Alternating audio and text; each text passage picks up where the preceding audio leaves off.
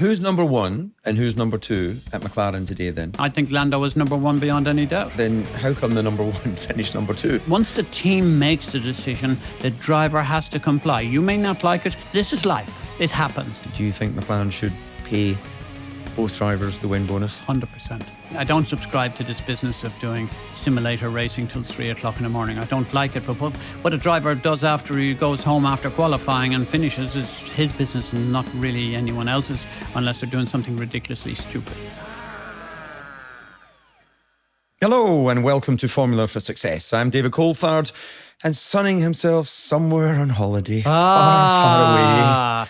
It's me old mucker Eddie. Just because you spent all last week up with the family and rejoining all your youth and your history and going to see that museum that shrine up there in Scotland that you have placed all around yourself.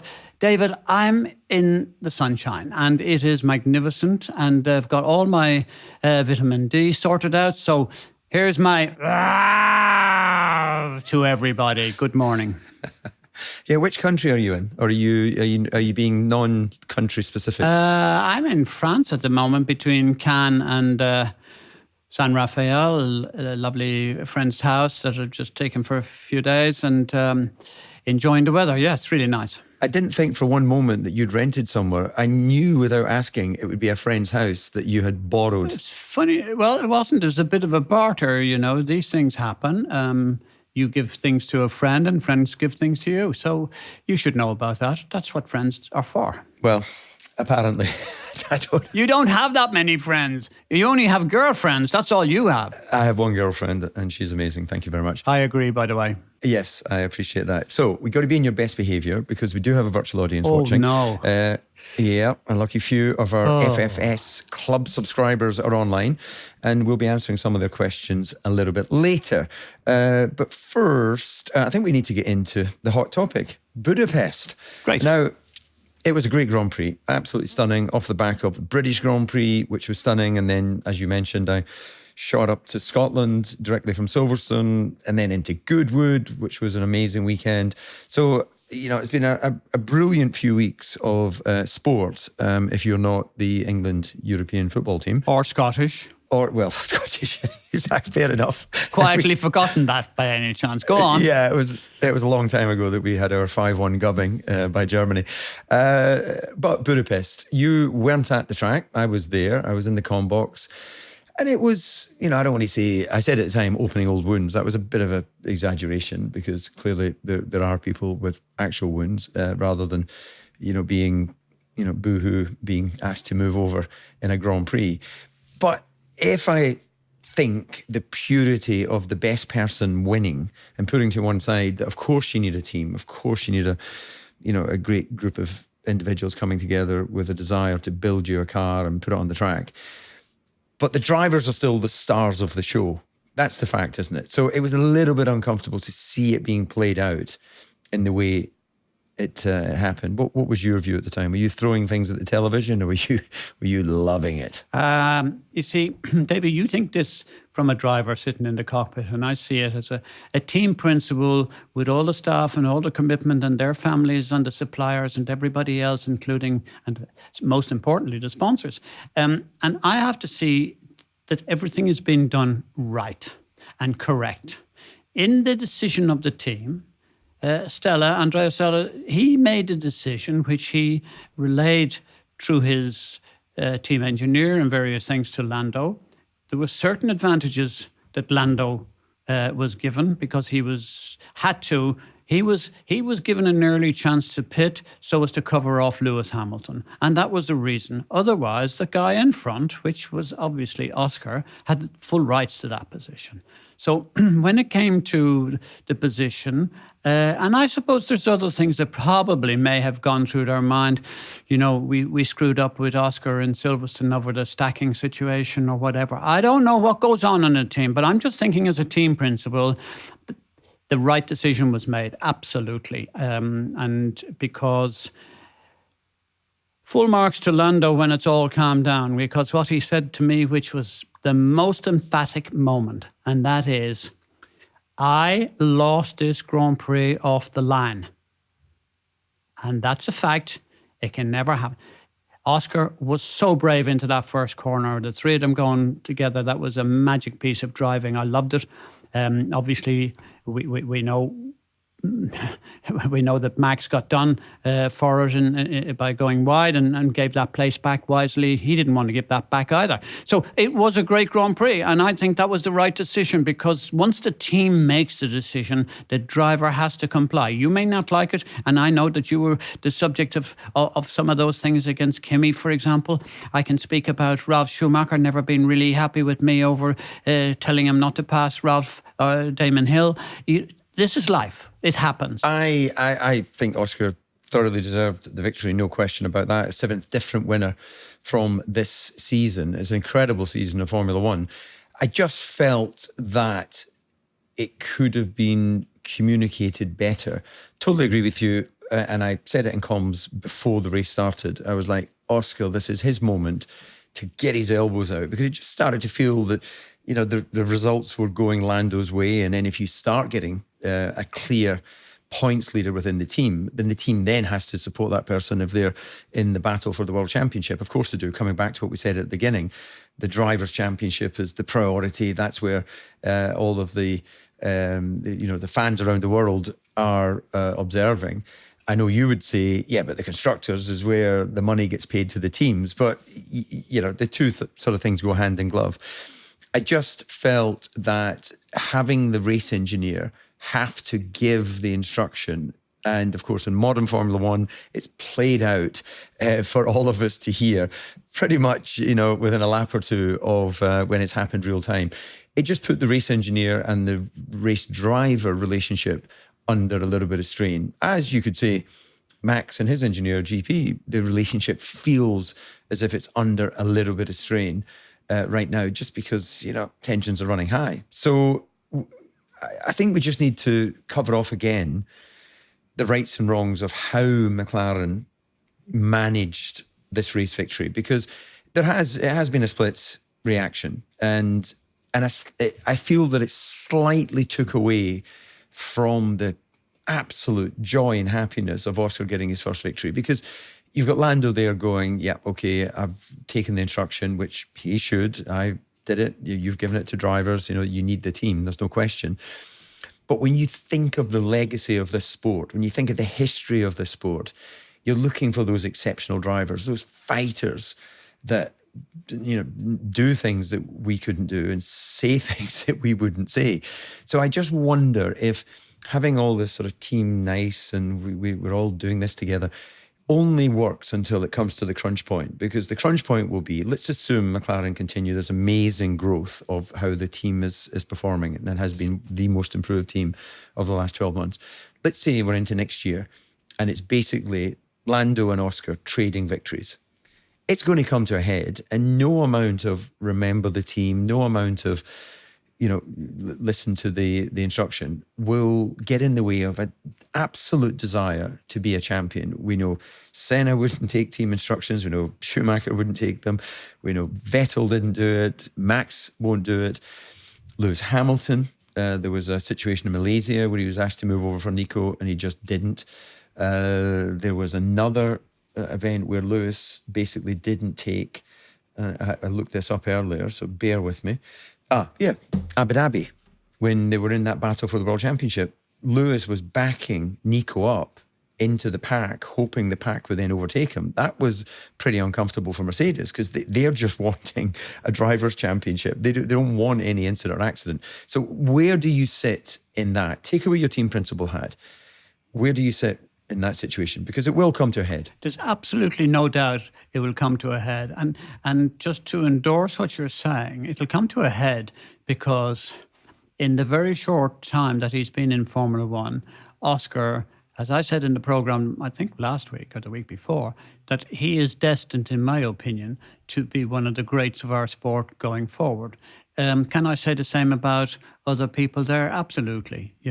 Lando is one, Lewis is another, and Max is another, and we could go on and go on and go on. George, everyone has the right to be a great. But, it was obvious that, the kickstart of the whole season was by Piastri winning the sprint race. And suddenly the emergence in the full battle power that McLaren have unfolded to us. My God, what a fantastic job Stella and Zach Brown has done there, because it's remarkable where they've come from. To think that now we're going into the second part of the season and they could be a real candidate for the championship, both the constructors and the drivers. So I presume that's why Lando was a bit upset that they didn't back him. However, I thought it was a very sporting and magnanimous decision because that decision had been made.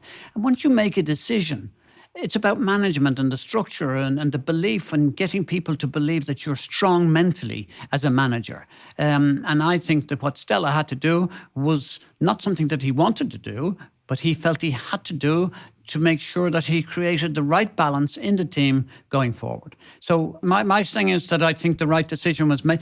As much as I may think I dislike it, of course I dislike it, because I can see, and I'm going to ask you a question, because you as a driver, when he was instructed to let him by and he let him by, do you think in the DRS zone in the last couple of laps, there's no doubt that Lando was lining himself up to have a crack, and then suddenly he's now 5 seconds behind. So he's clearly been told, which we don't have access to that in-car communications.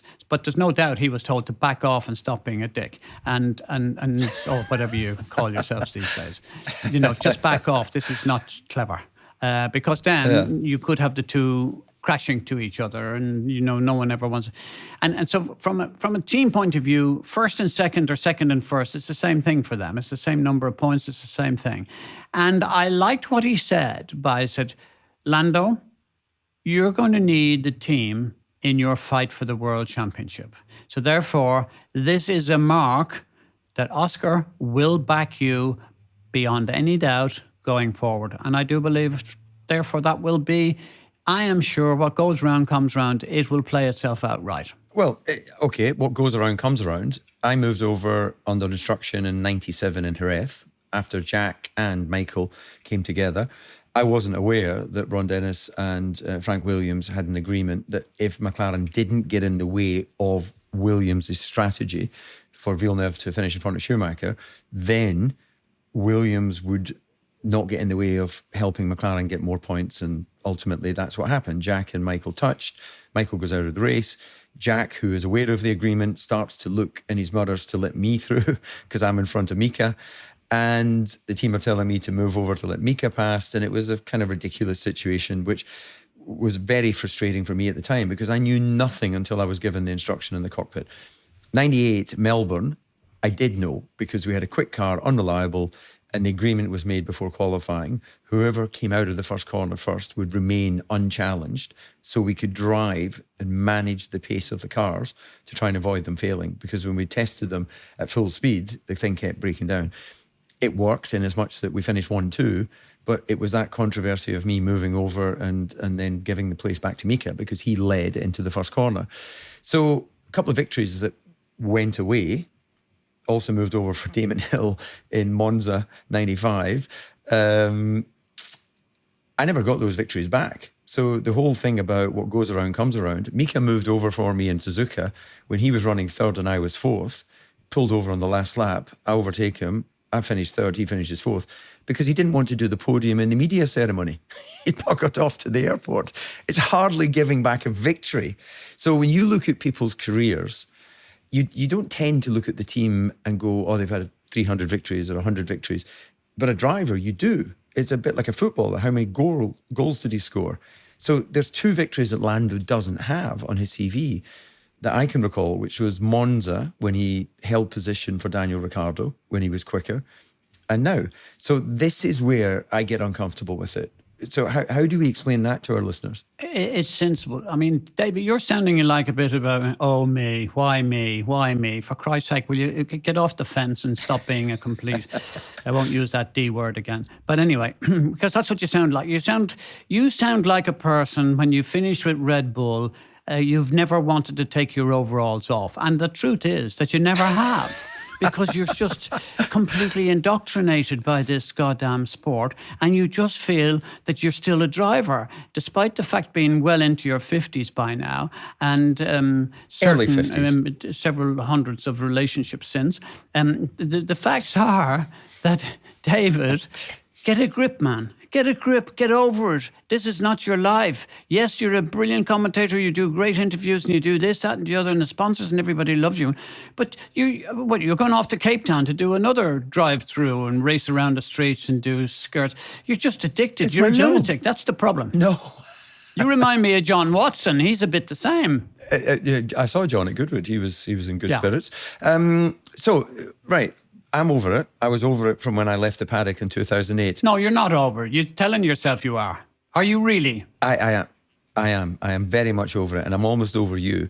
But we still have more podcasts to record. Look. I just care. I just know how difficult it is to win races. You know how difficult it is to win races. You know, you were the underdog that built Jordan up to beat the likes of Ferrari and McLaren and the teams that were established. It's really, really important. If it's all just after you, I just think that we lose the passion of what sport is. Agreed. But David, you are describing... First of all, you have to accept that Mika Hakkinen was the world champion twice, sure, and absolutely. He was the number one and you were the number two in the team. There are some parameters. The only people that I know that actually documented that and had it contractually in place was Ferrari with Michael Schumacher. So effectively, that rule that Michael had in his contract basically applied to every other team without it being written down, because it's a fact of life. You know, as you rightly say, we often used to say, right, guys, we don't want you touching into the corner. Whoever is into the first corner first, go. But we don't want you breaking your neck at the first corner and running into your team. Who's number one and who's number two at McLaren today then? I accept Mika was a more talented... Today, I think Lando is number one beyond any doubt. So, then how come the number one finished number two? Well, it's because simply, as I pointed out, I thought earlier, certain things go through your mind when you're making a decision. And I could be completely wrong, but I think the stacking at Silverstone had a tiny piece to play with it. I think the fact that, the guy leading the race was Piastri. He had the right to make the first stop. He wanted to stop. He wasn't allowed to. To cover off Lewis Hamilton, they brought in Lando, which was a very tactically good move, but it had repercussions. It had repercussions on Piastri. So I think the team decided at that time. I don't think they realised that Lando would go so far in the lead of the race. And that's probably what's irritating Lando, that he had the race absolutely in his grasp, and it was his race. So I can see the disappointment on his side. I can also see the pleasure, and the full joy wasn't seen. You're absolutely right. It's a great pity, because there's a lot of people that need to be thought about here, not just Piastri and his people, but Mark Webber, our great friend, and Annie was there as well. So they manage him, and what a triumphant job that they've done to get him up there. Look, I think we are blessed. We have about 7, 8, 10 drivers in Formula One at the moment, and any one of them, as we've just seen, we've seen 7 different winners. Isn't that fantastic? How long ago was it since we saw that? Oh, I can't recall. Certainly not in my time, I don't believe. But okay, so let's move from that into radio chatter, because I believe that McLaren will have a different way of communicating with their drivers going forward, because it was uncomfortable, as I say, that the race engineer and that relationship between driver and race engineer is so important. You know, from when you've run your race team, that if the driver and engineer just don't get along, it's too important for you not to make a change. You either have to change the driver or you change the race engineer. So we know there'll be some changes there, how they communicate. Everyone agrees, brilliant Grand Prix, brilliant victory for Oscar. Max on the radio, you could tell he was not happy with the balance of the car.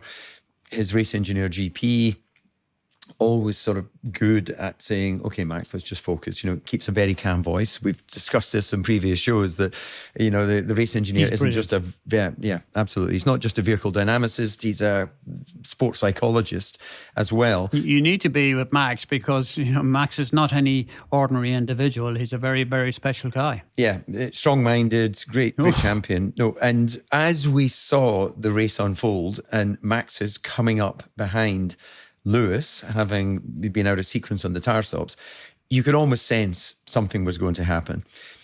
And it happened because guys at that level, they just want the same piece of tarmac. Did you sense that there would be contact? Because it didn't surprise me there was. David, it was as clear as night follows day.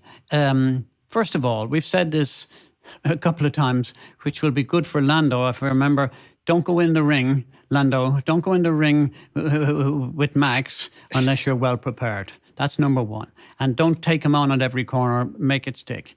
Same thing applied here. I believe, I heard Marty Brundle on the thing, I heard you in the situation.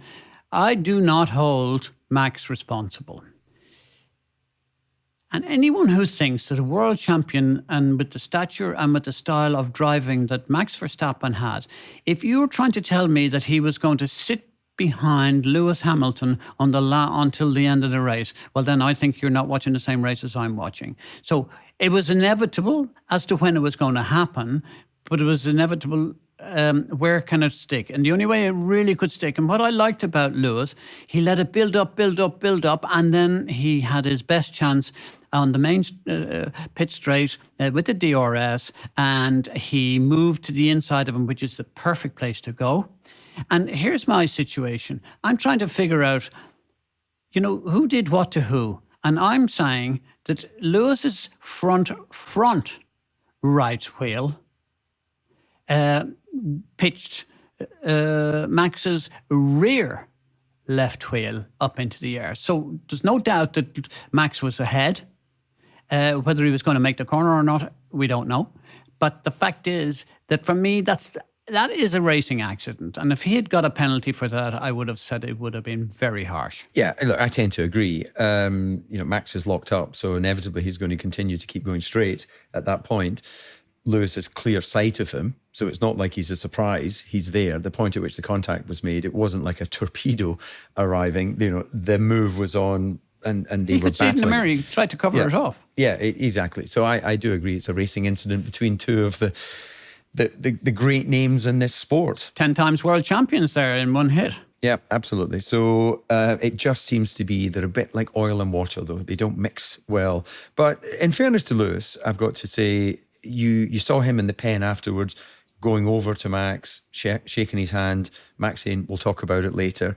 So, I think that's a sincere move by Lewis. It's not lost on him, of course, that he's doing it in front of the world's media, being seen to be, magnanimous, I think is the correct word. But at the end of the day, Lewis is a more gentle, steely racing driver, where Max is a more physical, steely racing driver, and it's quite interesting, isn't it, the contrasting ways that they go about their winning. My question to you, David, I'm now the boss and I'm listening to Max on the phone, talking to his engineer, and that's also uncomfortable. I didn't like some of that, and he was tetchy all the weekend. I don't subscribe to this business of doing simulator racing till 3 o'clock in the morning. I don't like it, but what a driver does after he goes home after qualifying and finishes is his business and not really anyone else's, unless they're doing something ridiculously stupid. However, my guess is, just let me talk me through this, because you're very close to all of these people. Max drives for Christian.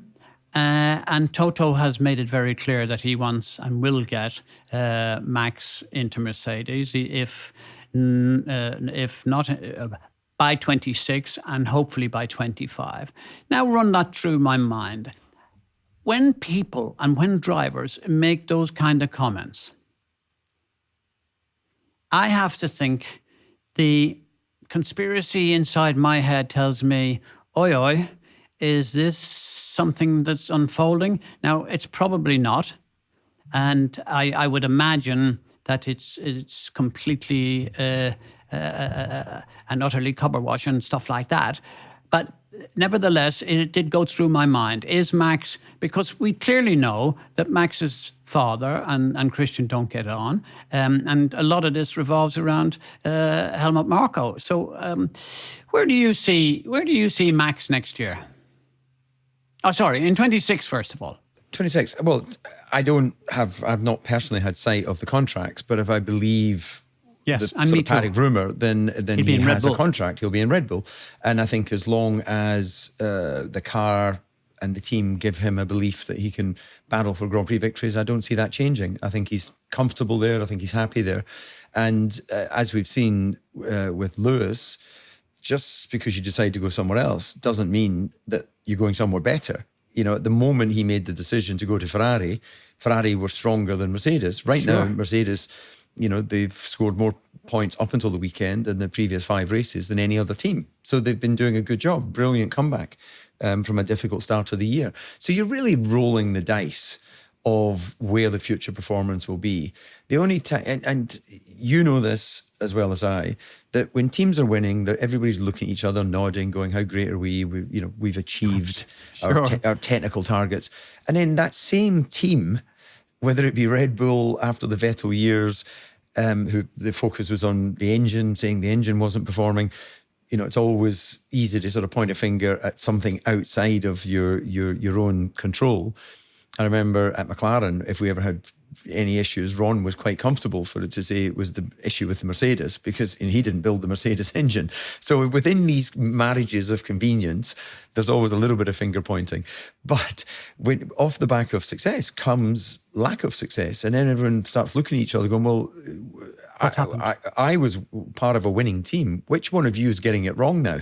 You know, it's quite difficult for somebody to put their hand up and go, I got the numbers wrong. You know, so it's a massively complicated sport, which leads to the fact that it's got such a fan base because we're always trying to understand how things have, you know, turned out the way they turn. But my conspiracy to David, don't stay on that fence too long. I need to know what your answer is on the Max situation, because you've told us what you think he's going to do. Yeah. What could he do? Well, he could go to Mercedes. Of course he could. He can't go to Ferrari for the next 2 years unless Charles gets fired or Lewis gets fired or they walk away because they have firm contracts. So logically, that only leaves a move to Mercedes, and Toto has been very open as his style of management has always been to say, yeah, he's a target. He's a Grand Prix winner. McLaren have 2 brilliant drivers that are, in my mind, number ones, which will become complicated for the team when they consistently are delivering that. So yeah, I see Max staying at Red Bull, but Mercedes could be somewhere he could move to. So just to finish on that, we mustn't lose sight of the fact that in Monaco there was a meeting between Toto, Jim Radcliffe of Ineos, who is the Man United guy as well, you know, and then Carolinas, who is your friend, who is the chief executive of Mercedes. And together they put together a fighting fund to cover off the possibility of a salary requirement to cover for Max. And Max was aware of it. I'm not actually sure he was at the meeting, but he certainly was aware of it, and it was designed and created. Surely that gives some indication about the steely commitment by Toto and his team to actually get Max on board at some stage. So we shouldn't be surprised to see Max in a Mercedes car in the next years. Yeah, well, look, Max is probably the highest earning driver in Formula One. Maybe that'll swing to Lewis at Ferrari. I don't know. I don't have sight of that. But it's not all about the money. It's about the performance. So you can put together a fighting fund, but all that money that's being spent on the driver isn't being spent on the car.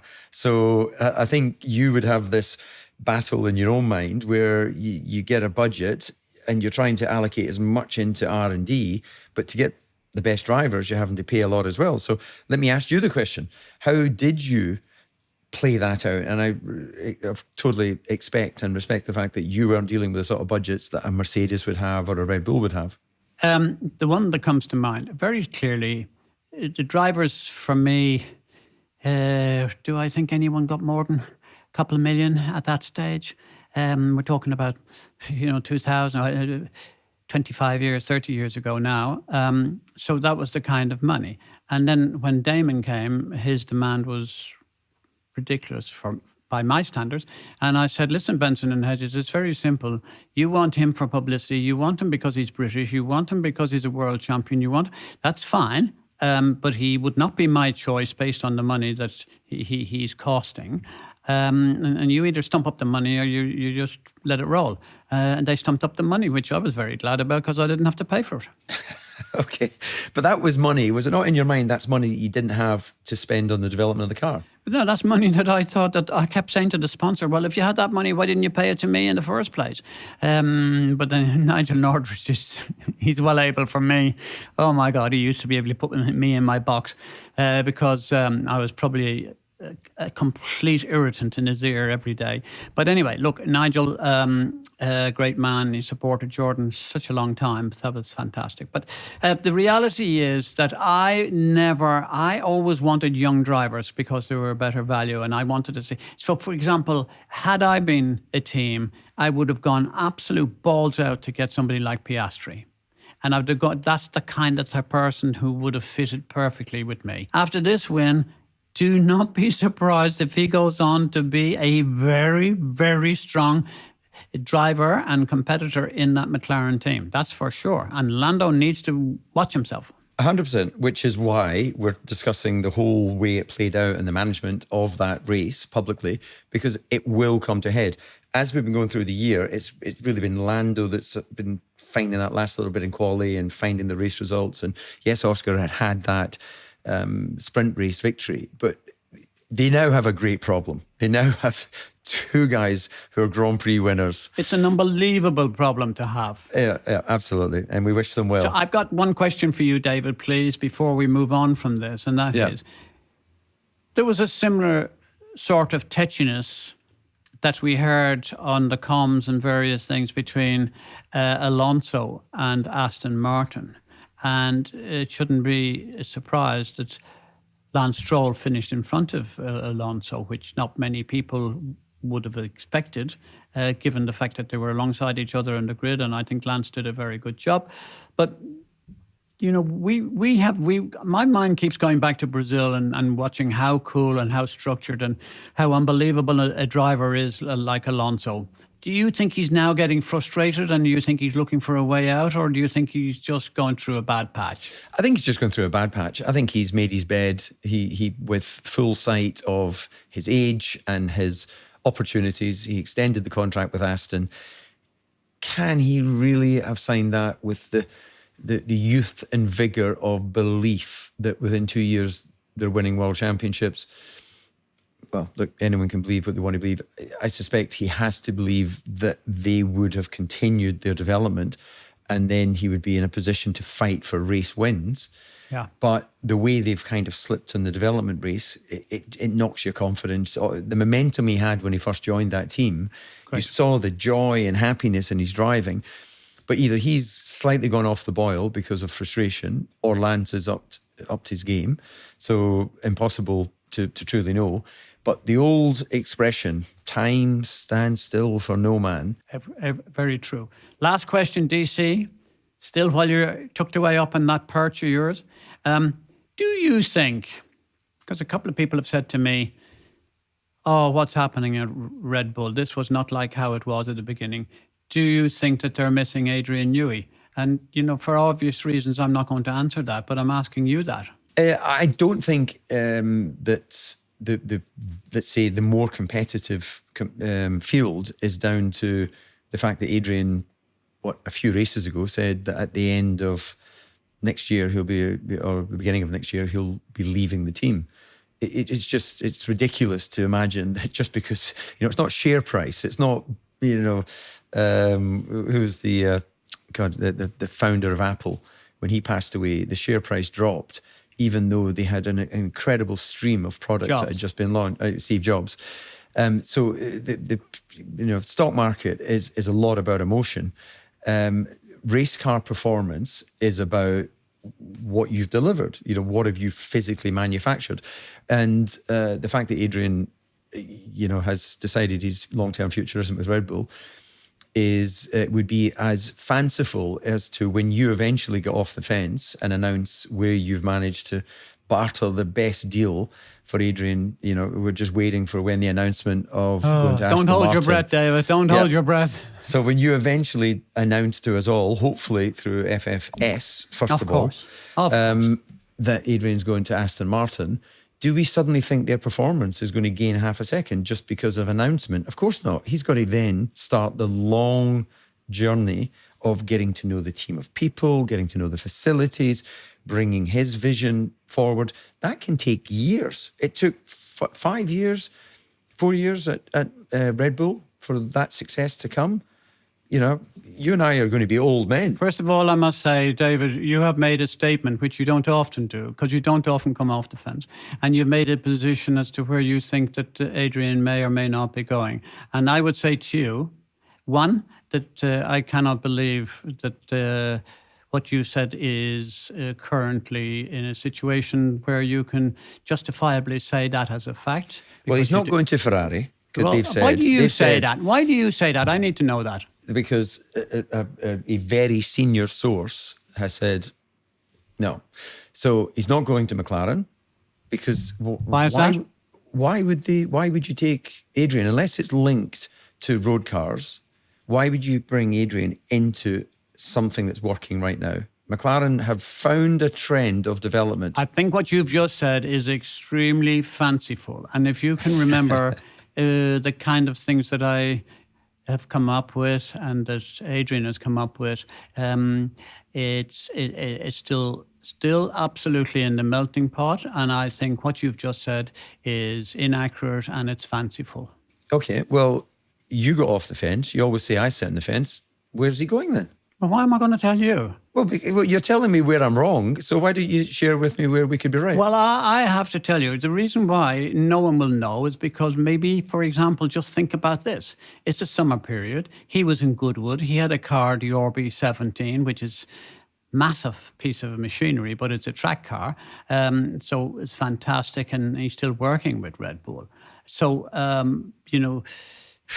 Brilliant it's an argument to say that Red Bull should come back and approach him and see would he go back again. But I think that's altogether far too late. But the reality is that Adrian is spending downtime. He has spent every year of his life, night and day, since 19. And he's now well into his, past his mid-60s. So he is having a lot of fun and a lot of time, and he's away. His daughter got married on Saturday, Imogen, and so he's doing lots of other things that he's never been able to do before. And you better speak to him about what his decisions are, because you won't hear it from me. Okay, well, still give us some little teasers there. I love the one there where Red Bull should actually go to him and say, I know you said you don't want to be with us, but actually, if we offer you the following opportunity, would you consider it? Love it. Right, only you could come up with that twist. You could sell sand to the Middle East. I won't wait up all night for the call from Christian. Absolutely. Right, a couple of quick things to get through here. The fact you touched on it, Max up sim racing until the wee small hours. Sky made a big thing about it, questioning whether it's right or wrong. I take the view that any athlete, any individual who is fully focused and fully committed will know the best way to prepare themselves. Do I think he's fully focused and fully committed? Yes. So there's the beginning and the end of that. It would be a bit like when people are questioning Lewis when he was, jetting back and forward to all the various fashion shows in America. Positive distractions are a good thing. Negative distractions are what take your eye off the ball, but things that enable you to be in a different space in your brain is a good thing. And for a period, that was how Lewis managed the difference between his social life and his racing life. And the fact that he's still there, still doing it with a 2-year contract to Ferrari, shows that he's got the energy and and he looks forever young, Lewis. He looks incredible. Yeah, I think he looks great at the moment. He's re-energized, that's for sure. Yeah. So that was one thing. I think that doesn't matter what he does of an evening. You've touched on Adrian. I want to ask about an old driver of yours, an old colleague of mine. We had him on the show, and a lot, again, Sky covered it in their coverage. They made quite a big thing out of recognising that Ralf Schumacher had put out the public statement that he's in love with a man, and that was openly supported by his son David about how proud he was. Now, to be honest across these airwaves with our listeners, this is not breaking news in Formula One, right? I've known Ralf as long as my Formula One career. I didn't know him prior to that. Maybe met him when he was, in the lower formulas when I was competing with Michael. And first of all, it doesn't matter to me, and I suspect it doesn't matter to you, because I've never heard anything to the contrary, what anyone's private life, their sexuality, their loves, their hates, that's for them. And I believe in live and let live. But it in one hand, there's those who were congratulating him, and I'm thinking, okay, yeah, well done. But free love and free choice, we've always accepted that in Formula One. I'm not posing a question in a very elegant way. Were you surprised? Do you think that Formula One had a history of suppressing people and their sexuality? Because I don't think so. I think that we have all known and we've all accepted and enjoyed Ralf as he is. Sure. And it just seems strange that we have to have we're discussing it because I find it strange that that it has to be covered as if it's changing events. Now, role models and giving people the visual that they can be open about their sexuality, I get that part, but it's not something exclusive to sports people. It should be in every way of life. It should be in every work environment. David, I think sport has a handbrake on all of this stuff. I think it's wrong, because I think if you're telling me that Ralf is the first gay driver we've ever had in Formula One, then I would disagree with you. I would say that's completely nonsense. And to my knowledge, Ralf coming out and saying what he said, it was the first time it ever happened in Formula One. So hence why it was the news and Sky made reference to it. I know Ralf a very long time. He was in a Formula 3000 team that I put out into Japan, and he won the championship, came back and then started with me in Formula One. I've known and absolutely loved Ralf all of that time. And I would say to you, truthfully, I don't know many more genuinely beautiful and nice people than him. He has a great soul.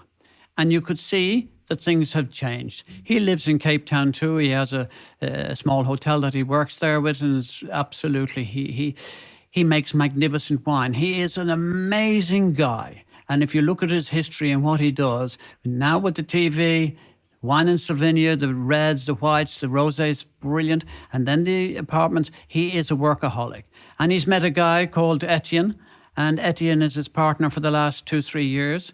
I remember being at a lunch with him when David was flown down, and I think that was kind of the crusting of it. And of course, Ralf and I, and I'm never going to reveal what it was, of course, Ralf and I discussed this particular subject on many occasions. And I said, look, Ralf, you're never going to be really happy with yourself unless you actually make it clear, because you don't want people talking behind your back. You're a big guy. You're strong. You're a multiple Grand Prix winner. Just get out there.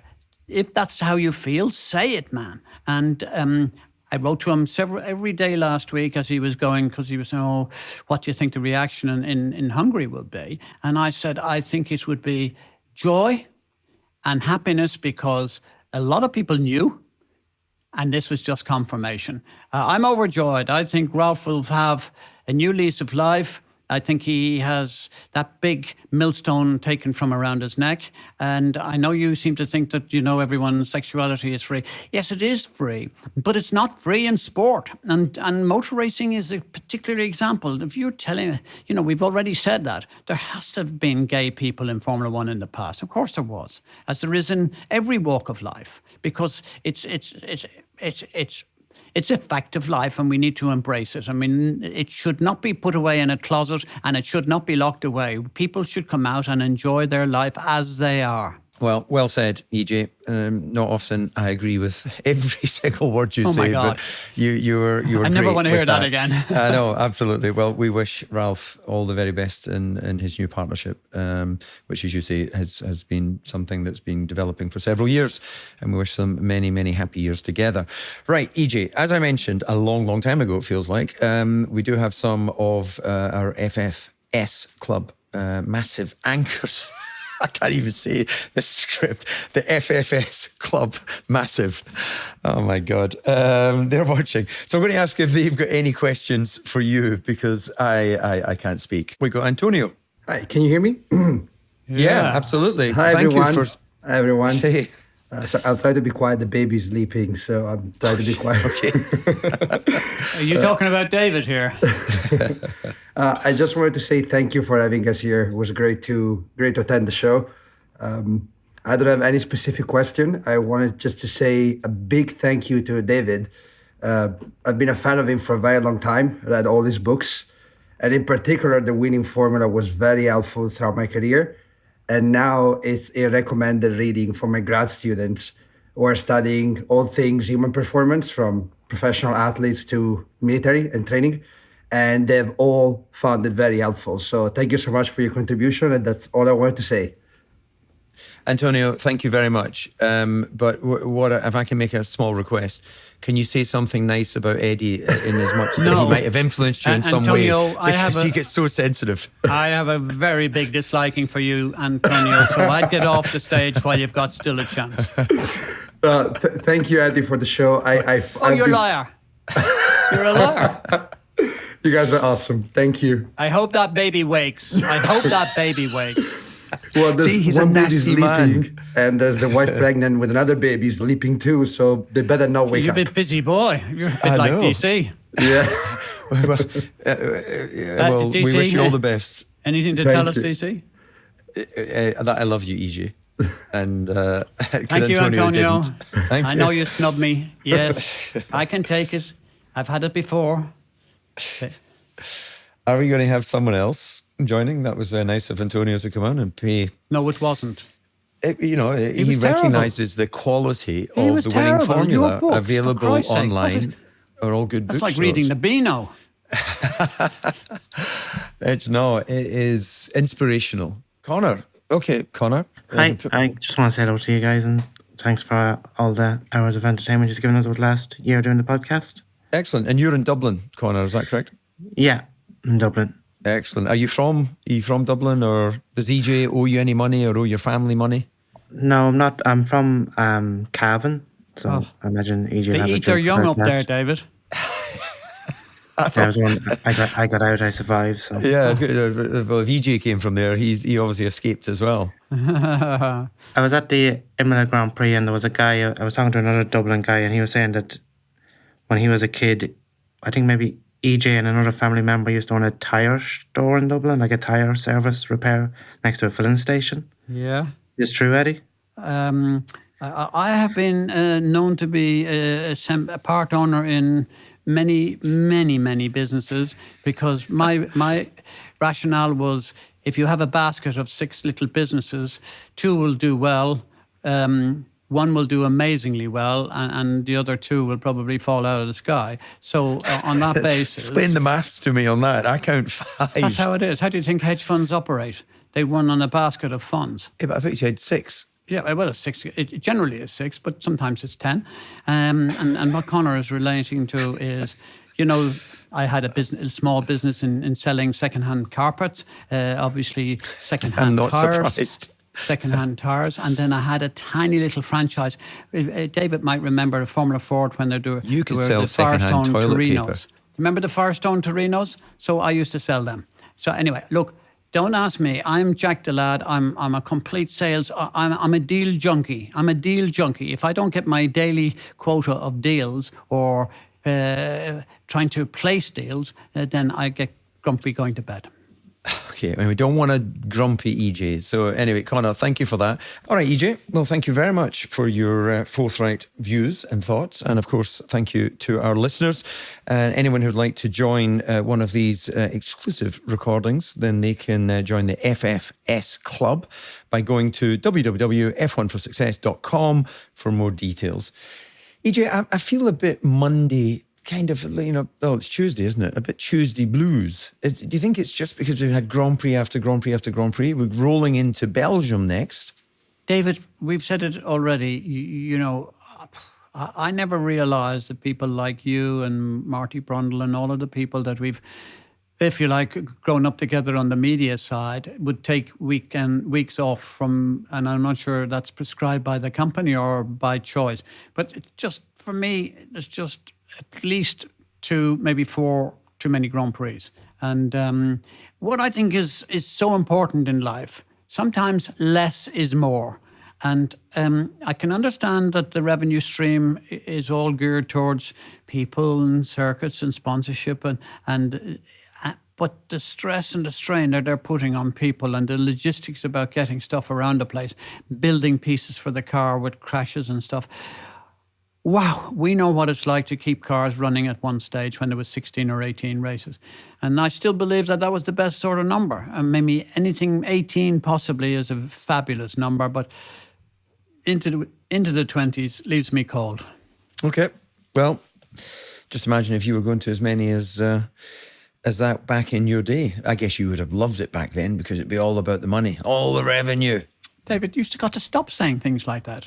Oh, talking about money, I did say to Andrea Stella in the interview after the Grand Prix on the Channel 4 show that Ron Dennis very kindly still paid a win bonus when I moved over for Mika, as if I'd won, even though I hadn't won. Yes. Do you think, as a closing financial thought, do you think McLaren should pay both drivers the win bonus? 100%. And I am quite sure they will. What we have to remember, not that they don't have the gravitas or the dignity or the sporting charisma, which I think they have in abundance at McLaren. Please remember that His Serene Highness Sheikh Salman of Bahrain is the ultimate owner of that team. And that man is as straight a person as I have ever come across in my life. He's a very good friend of yours, David. I consider him to be a very good friend of mine. And he will play it absolutely correctly. And if that's what is going to happen, that's what will happen. He's a great guy. I'd have no issue with the right decision will be made there. You said it in such calming words, in such a nice way. I almost don't want to say goodbye because I know what normally happens. No, but we've been going on too long. Yeah, but when I say goodbye, you then go and ruin the silence by growling at me. So can you do a very, as if it's the end of a long day, a gentle goodbye? How was that? That was beautiful. Bye-bye. Bye, EJ. You're a total hypocrite. Right, until next time. Ciao. Bye.